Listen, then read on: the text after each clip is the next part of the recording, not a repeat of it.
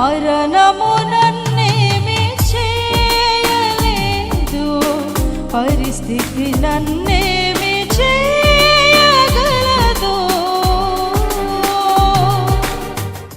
అయ్యా నీతో పాటు నేను సమాధిలోకి వచ్చేస్తాను, చచ్చిపోతానన్నవాడు యేసుప్రభుని ఎక్కడో వదిలేసి వెళ్ళిపోయాడు. డబ్బు సెచ్చి ఇచ్చినట్టు ముందే వదిలేశాడు, అమ్మేశాడు. యేసుప్రభు రమ్మున అనుకున్నటువంటి యాహాను శిష్యుడు అయినటువంటి తమ్ముడు ఆంధ్రే యేసుప్రభుని వదిలేశాడు. పేతురును నీటి మీద నడిపించినటువంటి పేతురు యేసయ్యను విడిచిపెట్టేశాడు. 5 రొట్టెలు 2 చేపలు పంచిపెట్టి 12 మంది శిష్యులు యేసయ్యను విడిచిపెట్టి పారిపోయారు.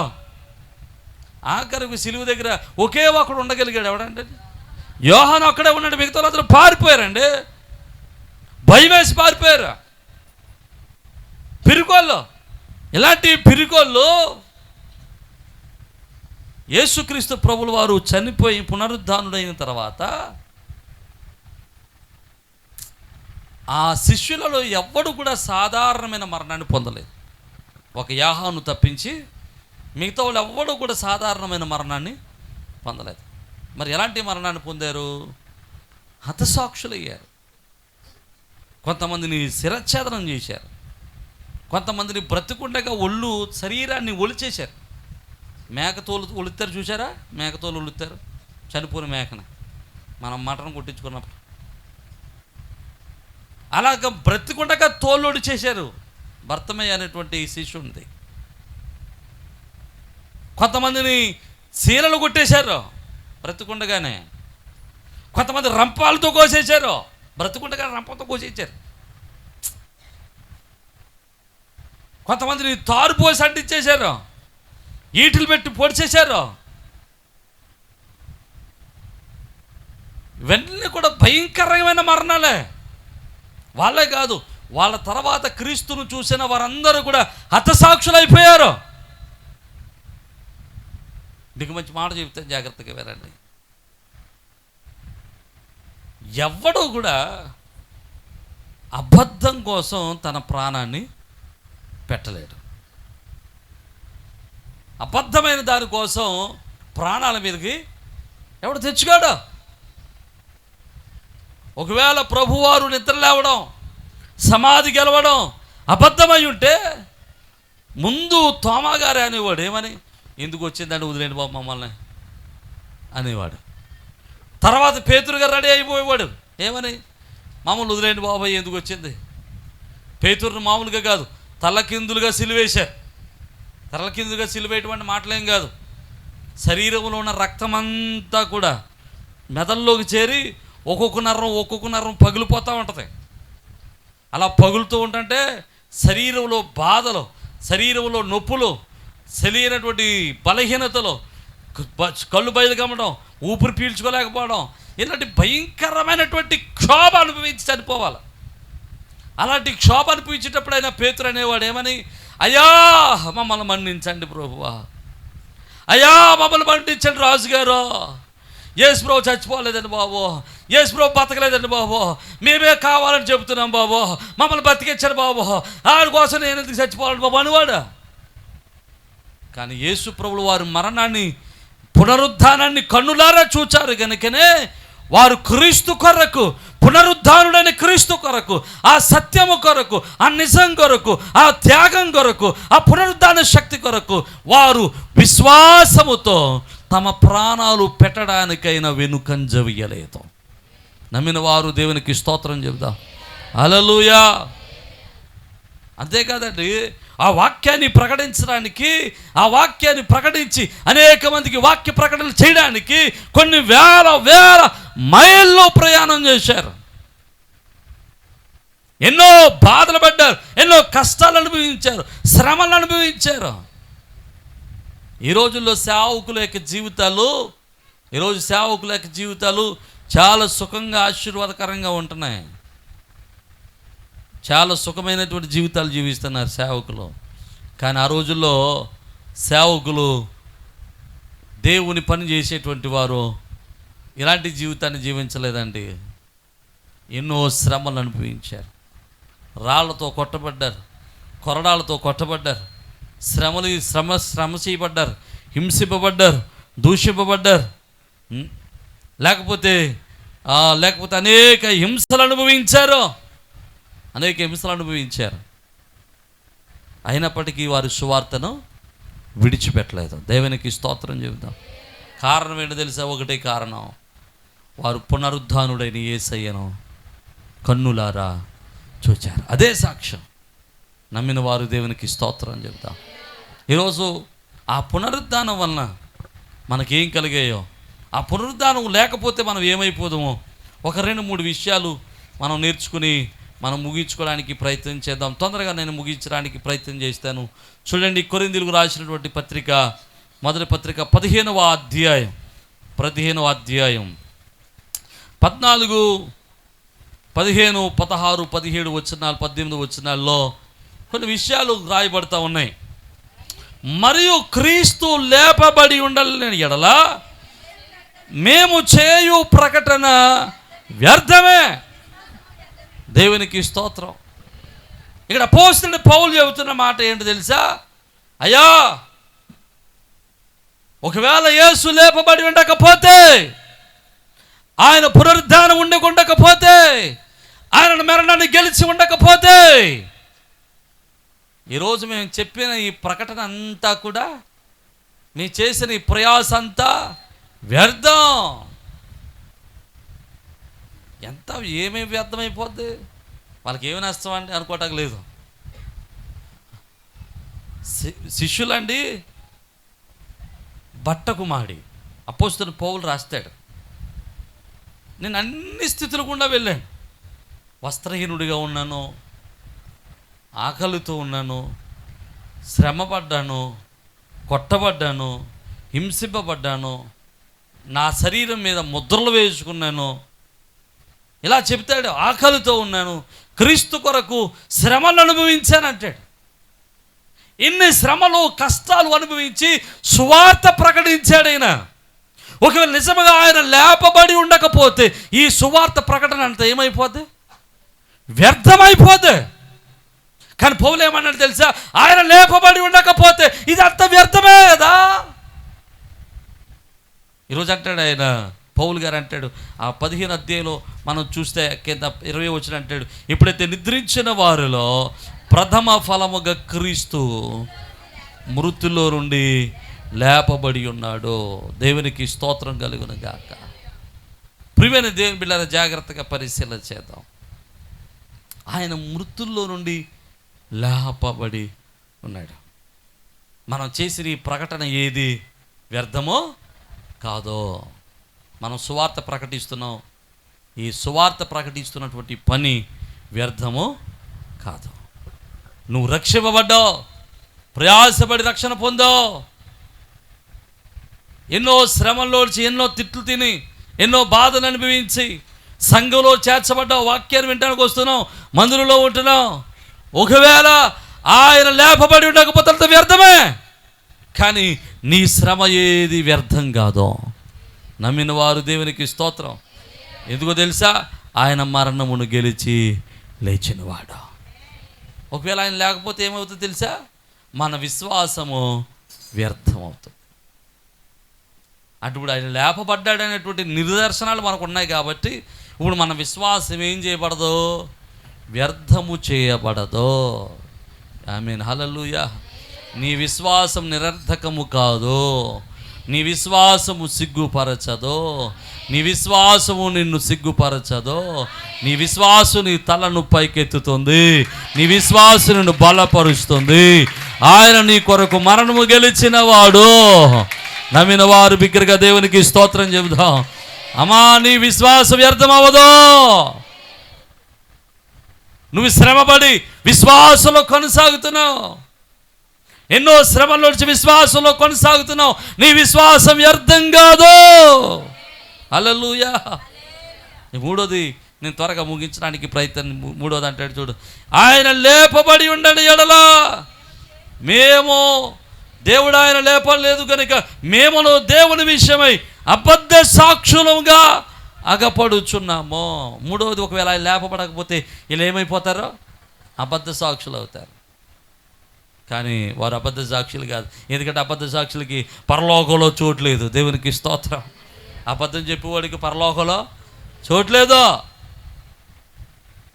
కానీ సంఘంలో శిష్యులైనటువంటి వారు, ఆదిమ సంఘం వారు, ప్రభువుని చూచిన వారందరూ కూడా నిజమును పలికి సత్యమును పలికి ఆయన పునరుద్ధానమును ప్రకటించారు గనుక ఆయన సత్యము, ఆయన సాక్ష్యము సత్యమే. హల్లెలూయా. ఈ 17వ వచనంలో క్రీస్తు లేపబడని ఎడల మీ విశ్వాసం వ్యర్థమే, మీరింకను పాపములోనే ఉన్నారు. ఆయన లేపబడకపోతే వచ్చే నష్టం ఇంకోటి ఏంటండి? మనం ఇంకా పాపంలోనే ఉంటాం. కానీ యేసు ప్రభు వారు లేపబడ్డాడు కనుక ఇక మన మీద ఏది ఏలుబడి చేయదు? పాపం ఏలుబడి చేయదు. నమ్మిన వారు దేవునికి స్తోత్రం. ఇక్కడ కూర్చున్న వారు ఎవరైనా సరే రక్షింపబడిన వారైతే, రక్షింపబడిన క్రీస్తు రక్తంలో కడగబడిన వారైతే, పునరుద్ధానుడైన యేసు వారి యొక్క విశ్వాసంలో కొనసాగుతున్న వారైతే, చెప్తున్న మాట చెప్తున్నాను, జాగ్రత్తగా వినండి. మీ మీద ఏ పాపము ఏలుబడి చేయదు. ఇక మీ మీద ఏలుబడి చేసే పాపము లేదేక. మీరు పాపములకు దాసులు కారేక. హల్లెలూయా. మనందరం కూడా క్రీస్తు రక్తంలో కడగబడి పునరుద్ధారణని క్రీస్తు వారి శక్తిని పొందుకొని మనందరం కూడా నీతిమంతులుగా తీర్చబడ్డాము. రోమపత్రిక 5వ అధ్యాయం 8వ వచనం అంటాడు కదా, క్రీస్తు రక్తం ద్వారా మనందరం కూడా నీతిమంతులుగా తీర్చిదిద్దబడ్డామట. ఆమేన్. హల్లెలూయా. మనందరం నీతిమంతులమే. నమ్మిన వాళ్ళు దేవునికి స్తోత్రం చెప్పండి. మనందరం పరిశుద్ధులమే. నమ్మిన వాళ్ళు దేవునికి స్తోత్రం చెప్పాలా? హల్లెలూయా, హల్లెలూయా. 18వ వచనం అంతేకాదు, క్రీస్తునందు నిద్రించిన వారు నశించిరి. ఒకవేళ ప్రభువుగాక తిరిగి లేపబడకపోతే ఇక చచ్చిపోయిన వాళ్ళకి ఇక జీవము లేదు. ఇప్పుడు ఆయన లేపబడ్డాడు కనుక చనిపోయిన వారందరికీ నిత్య జీవాన్ని అనుగ్రహించడానికి ఆయన ఇష్టపడుతున్నాడు. నమ్మిన వారు దేవునికి స్తోత్రం చెప్పాడు. ఈరోజు పొద్దున్న మేమందరం సమాధుల దగ్గరికి వెళ్ళాం. మన పితరుల యొక్క సమాధుల దగ్గరికి వెళ్ళాం. అక్కడ ప్రార్థన చేసాం, గుర్తు చేసుకున్నాం. కారణం ఏంటో తెలుసా? చాలామంది అంటారు సమాధుల దగ్గరికి ఎందుకు వెళ్ళాలంటే అక్కడ ఏముందంటే, ఒరిజినల్గా అక్కడ ఏమీ లేదు. అది కూడా వాస్తవమే. అక్కడ ఏముంటుంది? తవ్వితే ఎముకలు ఉంటాయి. ఇంకొన్నాళ్ళు పోతే ఆ ఎముకలు కూడా ఉండకపోవచ్చు. కానీ బైబిల్ ఏం చెబుతుందో తెలుసా? చూడండి, ఆ మాట చదువుతాం మనం. ఆ మాట చదివితే భలే ఉంటుంది. యోహాను సువార్త 5వ అధ్యాయం 28వ వచనం. దీనికి ఆశ్చర్యపడకుడి, ఒక కాలము వచ్చున్నది, ఆ కాలమున సమాధులలోనున్న వారందరూ ఆయన శబ్దం విని మేలు చేసిన వారు జీవ పునరుద్ధానమునకును, కీడు చేసిన వారు తీర్పు పునరుద్ధానమునకును బయటకు వచ్చేదరు. దేవునికి మహిమ కలుగునుగాక. ఎలాగట? చాలా స్పష్టంగా రాస్తున్నమాట. ఏమని? మేలు చేసిన ఆ పై మాట, ఒక కాలం వస్తుందట, ఆ కాలములో సమాధుల్లో ఉన్న వారందరూ ఆయన శబ్దము వింటారు. ఎవరికి వినబడుతుంది చెప్పండి ఒకసారి? అసలు ఎవరికి వినబడుతుంది? చచ్చిపోయినోడు వింటాడా? చచ్చిపోయినోడు వినబడదు కదా. వినబడదో, కనబడదో, వాడు ముట్టుకోలేడు, ఏమీ చేయలేడు.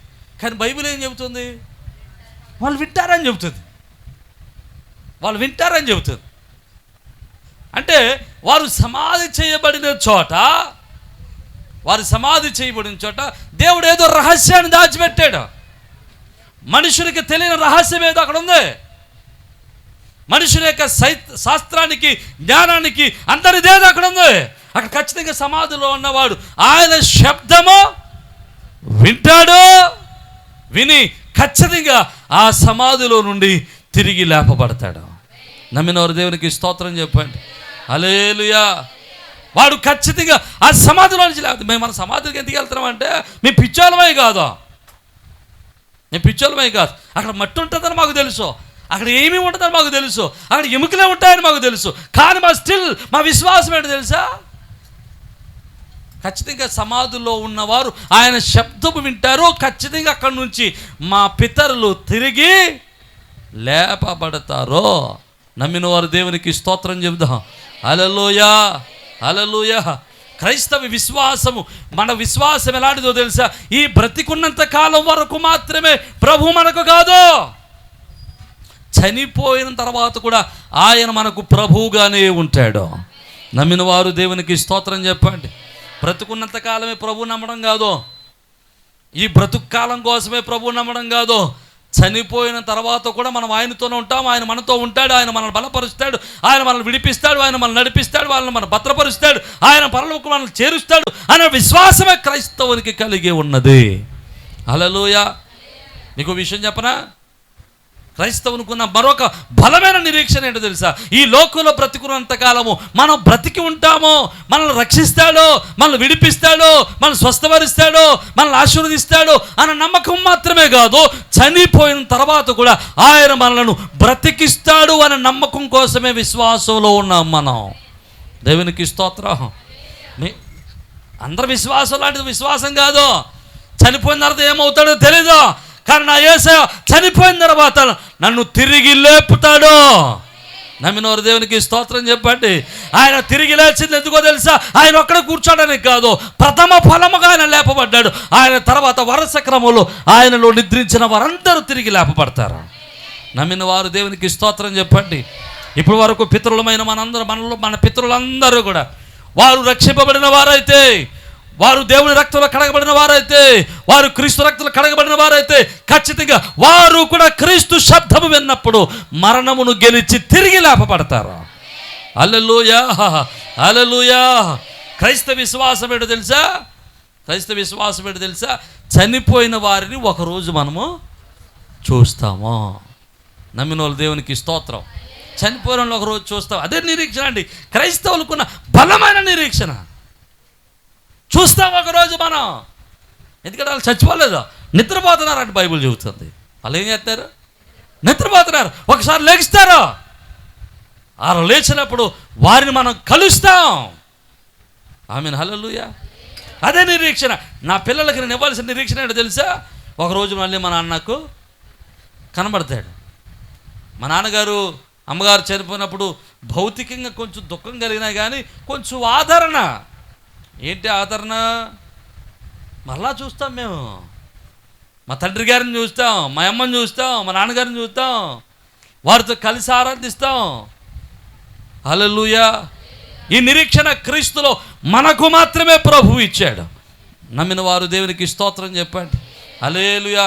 ఈ బ్రతుకు మాత్రమే కాదు, ఆయన దేవుడు చనిపోయిన తర్వాత కూడా మనకు ఆయన దేవుడిగానే ఉంటాడు. అందుకనే బైబిల్ అంటాడు, ఆయన సజీవులకును మృతులకును ఆయన దేవుడై ఉన్నాడు. నమ్మిన వారు దేవునికి స్తోత్రం చెబుదాం. హల్లెలూయా. ఈరోజు ఇంకా ప్రభువుని అంగీకరించకుండా ఉన్నావేమో, దేవుడు ఎవరో తెలియకుండా ఉన్నావేమో, రక్షకుడు ఎవరో తెలియకుండా ఉన్నావేమో, నీ కొరకు ప్రాణపెట్టినవాడు ఎవరో తెలియకుండా ఉన్నావేమో.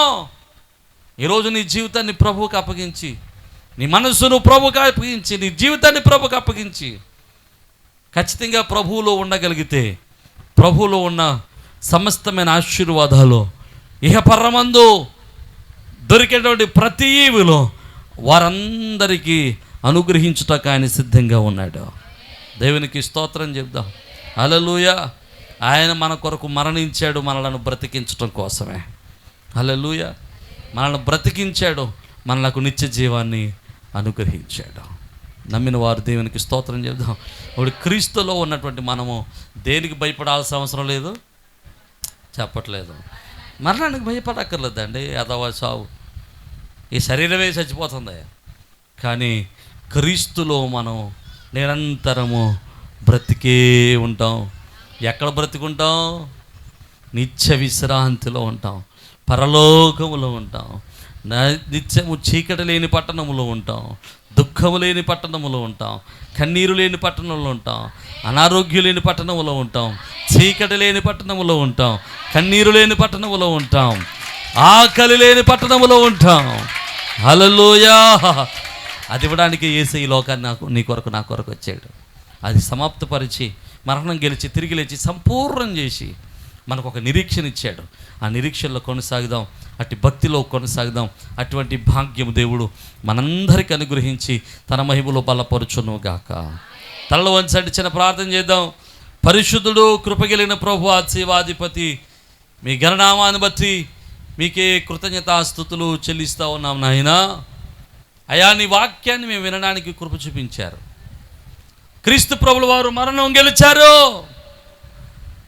మరణంను పొందిన ఆయన తిరిగి లేచారు అని చెప్పడానికి అనేక చారిత్రకమైన ఆధారాలు ఉన్నాయి, అనేకమైనటువంటి ప్రభు సామాజికమైన ఆధారాలు ఉన్నాయి, ఆయా అనేక మౌలికమైన ఆధారాలు ఉన్నాయి నాయన. అయా, మీరు మరణం గెలిచి తిరిగి లేచిన దేవుడు నాయన. మాకును మరణం మీద జయమునిచ్చుటకు సమర్థుడు అయిన దేవుడు నాయన. మరణం గెలిచిన వాడు నీ వంటి వాడు ఒకడు లేడు నాయన. నీ కృపలో బలపరచండి అయా. ఇగో తండ్రి, వినిన వాక్యం ప్రతి ఒక్కరు హృదయాల్లో ఫలింపజేసి నీ మహిమలో బలవారి స్థిరపరిచి ఈ ఆత్మకార్యాలు జరిగించి భద్రపరచుమని. ఇంకా రక్షణ లేకుండా ఉన్నారేమో, వారి బ్రతుకుకు నిరీక్షణ లేని వారుగా ఉన్నారేమో, వారి నిత్యత్వము మీద అయా ఆశ లేని వారుగా ఉన్నారేమో. అయా, ఇగో మరణం గెలిచి తిరిగి లేచి నిత్యత్వం ఇచ్చటకు నీవు మాత్రమే సమర్థుడు అని ఈరోజు నేర్చుకున్నారు. అయా, నేను అంగీకరించి నీ కృపను బలపరచబడడానికి సహాయం చేయమని, మీరే మహిమ పొందమని. అయా, ఇగో తండ్రి, క్రీస్తు ప్రభుల వారు తిరిగి లేచుడు ద్వారా అయా ఇగో సువార్త ప్రకటన వ్యర్థం కాలేదు. అయా, ఇగో తండ్రి నాయన, మేము చేస్తున్న విశ్వాసం వ్యర్థం కాలేదు. అయా, ఇగో మా సాక్ష్యం వ్యర్థం కాలేదు. అయా, మా పితరులు నశించిపోలేదు. అయా, మమ్మల్ని బలపరిచిన విధానం బట్టి మీకు స్తోత్ర. మీ పునరుద్ధానం మాకు శక్తినిచ్చింది, మీ పునరుద్ధానం మాకు బలమునిచ్చింది, నీ పునరుద్ధానం మమ్మల్ని స్థిరపరిచింది నాయన, ధైర్యాన్ని ఇచ్చింది. ప్రభువానికి స్తోత్ర. ఈ వాక్యం హృదయాలు ఫలింపచేయమని యేసు పరిశుద్ధ నామం బట్టి మిమ్మల్ని స్తుతించి చోడికి వేడుకొనుచున్నాము మా పరమ తండ్రి. ఆమేన్, ఆమేన్. అందరికీ షలోమ్. ప్రభునందు ప్రియ సజీవ స్వరం అనేటువంటి యొక్క వర్తమానాన్ని వింటున్నటువంటి మీ అందరికీ ప్రభునాన్ని బట్టి శుభాలు. మీ గృహాలలో మీతో కలిసి ఈ విధంగా ప్రభువును ఆరాధించడానికి ప్రభు ఇచ్చిన సమయాన్ని బట్టి ప్రభువుని స్తుతిస్తూ ఉన్నాను. ప్రతిదినం మీరు వీక్షిస్తున్న ఈ వర్తమానాలను బట్టి మీరు ఆశీర్వదింపబడుతున్నారని మేమెంతగానో ప్రభునందు ఆనందిస్తూ ప్రభువును స్తుతిస్తూ ఉన్నాం. మీరు ఇస్తున్నటువంటి ప్రతి మెసేజ్, లేకపోతే మీరు ఇస్తున్నటువంటి ఈ యొక్క ప్రోత్సాహం దేవుని పనులు మమ్మల్ని ఎంతగానో బలవంతులు చేస్తూ ఉంది. కనుక మీరు ఈ వర్తమానాల చేత ఆశీర్వదింపబడుతున్నట్లయితే ఇంకా అనేక మందికి ఈ వర్తమానాల్ని పరిచయం చేయండి. అలాగే ఈ వర్తమానాల చేత మీరు ఆశీర్వదింపబడుతున్నట్లయితే తప్పనిసరిగా ఈ యొక్క పరిచర్యలో మీ వంతు సహకారాన్ని, భాగస్వామ్యాన్ని పంచుకోవాలని ప్రభు పేరట మిమ్మల్ని ప్రేమతో ఆహ్వానిస్తూ ఉన్నాం. చాలామంది అడుగుతూ ఉన్నారు, అయ్యా మేము ఈ పరిచర్యలు ఎలా పాలు భాగస్తులు కావాలి అని. చాలా సంతోషం. దేవుడు మీకు ఇచ్చిన భారాన్ని బట్టి ప్రభునందు ఆనందిస్తూ ఉన్నాను. తప్పనిసరిగా మీరు కూడా మాతో కలిసి ఈ యొక్క సత్య సువార్తను, ఈ యొక్క ఆత్మీయమైన వర్తమానాలను అనేక మందికి అందించటంలో మీ వంతు కూడా ఖచ్చితంగా సహకారాన్ని అందించవచ్చు. కనుక ఈ స్క్రీన్ మీద కనబడుతున్న నెంబర్లకి ఖచ్చితంగా ఫోన్ చేయండి. తగినటువంటి ఆలోచనలు, సలహాలు, ఎలాగో మీరు ఈ పరిచర్యలో బాల్య భాగస్తులు కాగలరో మేము మీకు తెలియపరుస్తాం. అలాగే మీరు ఈ వర్తమానాల చేత ఆశీర్వదింపబడుతున్నట్లయితే, ఒకవేళ మీరు ఇప్పటి వరకు ఏ సంఘానికి వెళ్ళని వారైతే, ఏ మందిరానికి అటెండ్ కాని వారైతే తప్పనిసరిగా మిమ్మల్ని మా మందిరానికి, మా సహవాసానికి ప్రేమతో ఆహ్వానిస్తూ ఉన్నాం. చక్కని అపోస్తుల యొక్క బోధ, ఆత్మీయమైనటువంటి ఆరాధన, ప్రేమతో కూడినటువంటి సహవాసము, చక్కని ప్రేమతో కూడినటువంటి ఆదరణ సంఘం ద్వారా పొందడానికి మిమ్మల్ని ప్రేమతో ఆహ్వానిస్తూ ఉన్నాం. ఒకవేళ మీరు ఏకైనా మందిరాల్లో ఆల్రెడీ మందిరాల్లో కట్టబడి ఉన్నట్లయితే తప్పనిసరిగా ఆదివారపు ఆరాధన, మందిరంలో జరిగేటువంటి కూడికలలో పాల్గొనడం మానేయదు. తప్పనిసరిగా మీ మందిరాల్లో బలవంతులై, శ్రేష్ఠులై, దేవుని పనులు బలవంతులుగా ఎదగాలని మిమ్మల్ని ప్రేమతో ఆహ్వానిస్తున్నాం. ఒకవేళ ఎక్కడా మీరు పరిచర్యలో, ఏ పరిచర్యకు, ఏ సహవాసానికి ఒకవేళ మీరు అట్టుకట్టి ఉండకపోతే, ఏ సహవాసంలో మీరు పాలుభాగస్తులుగా ఉండకపోతే తప్పనిసరిగా మిమ్మల్ని ప్రేమతో ఆహ్వానిస్తూ ఉన్నాం. మన పరిచర్యల ద్వారా ఇంకా అనేకమైనటువంటి పరిచర్యలు జరుగుతూ ఉన్నాయి. ప్రతి నెల అనాథల పరిచర్య చేస్తూ ఉన్నాం. ఈ అనాథల పరిచర్యలో చాలామంది యవన బిడ్డలు తమ యవన కాలంలో తమ యొక్క భర్తలను కోల్పోయిన వారు ఉన్నారు. అలాగే చిన్న చిన్న పిల్లలు పెట్టుకుని వారు పోషిస్తున్న వారు ఉన్నారు. వారిని పోషించడానికి దేవుడు మాకు ఇచ్చినటువంటి ఆలోచన బట్టి ప్రతి నెల కొంత సహాయాన్ని చేస్తున్నాం. ఇంకా ఆ సహాయాన్ని అనేక మందికి పంచాలని ఆశపడుతూ ఉన్నాం. ఇలాంటి దేవుని పరిచర్యలో మీరు కూడా మీ యొక్క సహకారాన్ని ప్రేమతో అందించవచ్చు. అలాగే ప్రతి నెల సెకండ్ సాటర్డే మన మందిరంలో చిన్న పిల్లల ప్రోగ్రాం జరుగుతుంది. ఇది ప్రతి నెల జరుగుతూ ఉంది. మీరు కూడా మీ పిల్లలు దేవునిలో ఆత్మీయంగా బలపడాలని ఆశపడితే తప్పనిసరిగా మీ పిల్లల్ని ఆ యొక్క చిన్నపిల్లల ప్రోగ్రానికి, కింగ్డమ్ చిల్డ్రన్స్ అనేటువంటి ప్రోగ్రానికి మీ పిల్లలు కూడా ప్రోత్సహించండి. తప్పనిసరిగా పంపించండి. ఉదయం 9 గంటల నుంచి 4 గంటల వరకు చక్కని పాటలు, చక్కని కథలు, చక్కని ఆరాధన, దైవభక్తి, అలాగే విశ్వాసంలో వారిని బలపరచడానికి ఎంతో మేము తోడ్పడుతూ ఉన్నాం, వారిని బలపరుస్తూ ఉన్నాం. అది మీ పిల్లలకు ఆత్మీయంగా బలపడడానికి, విశ్వాసాలు బలపడడానికి ఎంతగానో దోహదం చేస్తూ ఉంది.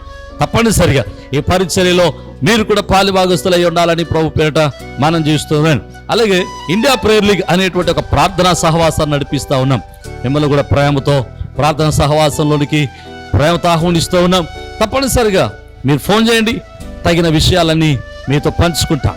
అలాగే మీరు ఒకవేళ యూట్యూబ్ ద్వారా వాక్యాన్ని విన్నట్లయితే, ఒకవేళ ఈ వాక్యం ద్వారా, ఈ వర్తమానాల ద్వారా మీరు ఆశీర్వదింపబడిన వారైతే ఖచ్చితంగా ఈ యొక్క వర్తమానాలు అనేక మందికి పరిచయం చేయండి.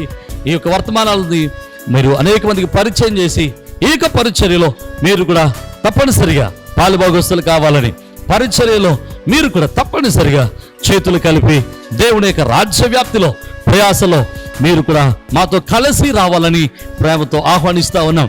ఒకవేళ మీరు రావాలి అనుకుంటే తప్పనిసరిగా మీ విషయాలు మాకు తెలియపరచండి. మీ కొరకు, మీ కుటుంబాల కొరకు, మీ బిడ్డల కొరకు మేము అనునిత్యం ప్రార్థన చేస్తున్నాం. ప్రభు కృప మీకును, మీ కుటుంబాలకును, మీ బిడ్డలకును ఎలా తోడై ఉండి మిమ్మల్ని స్థిరపరిచి ఆదరించును గాక. ఆమేన్.